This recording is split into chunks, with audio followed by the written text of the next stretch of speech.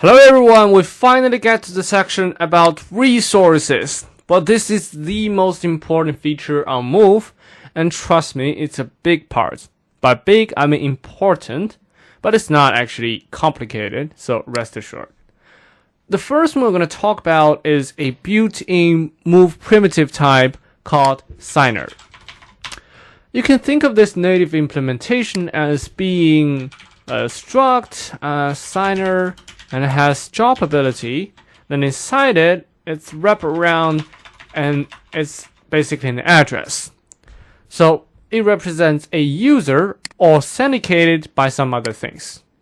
This is like how Move know that it's actually you doing all of these actions. If you have learned Solidity before, it's very much the same as like the messenger.sender in the Solidity. Okay. So, because Move uses to determine the actual people who take the action, signer values cannot be created. Well, think about this.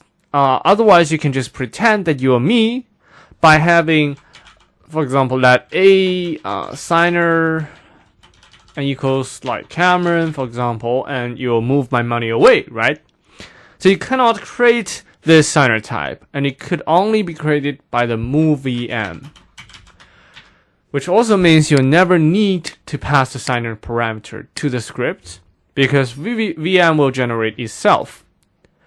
However, when you're dealing with it inside your code, it's the same as other parameters. Okay, now we know the signer is an authenticated address. How do we get the address out of a signer object? Well, there are two functions. The first is borrow address, and the second is address of. The borrow address will give you the reference of the address inside a signer object, while the address of function will dereference it for you. That's it. So we can try this out in our playground. Let's have here our basic script set up, and then use 0x1 column signer.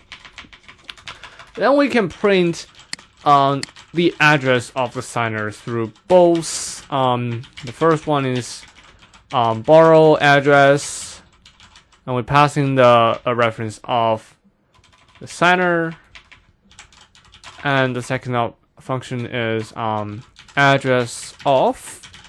The usage of signer inside a module is the same. So here we can have a module, and here we pass the reference ampersand signer or the object signer. Okay, here we have a count signer, and it will return an address. But inside it is basically the same, or we can also use the borrow address function or the address of function.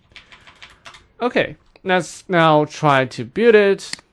Well, so here, remember this, our IDE is called Playground for a reason, because it's just a simulation. So that's why here we also need to pass the signer to the script, but you don't actually need to do this in the actual situation. Here it's just for simulation. And we can build and run it. Voila! Okay, we can see that it's printing out. Okay, that's basically all you need to know in this video, and see you in the next one. Bye bye!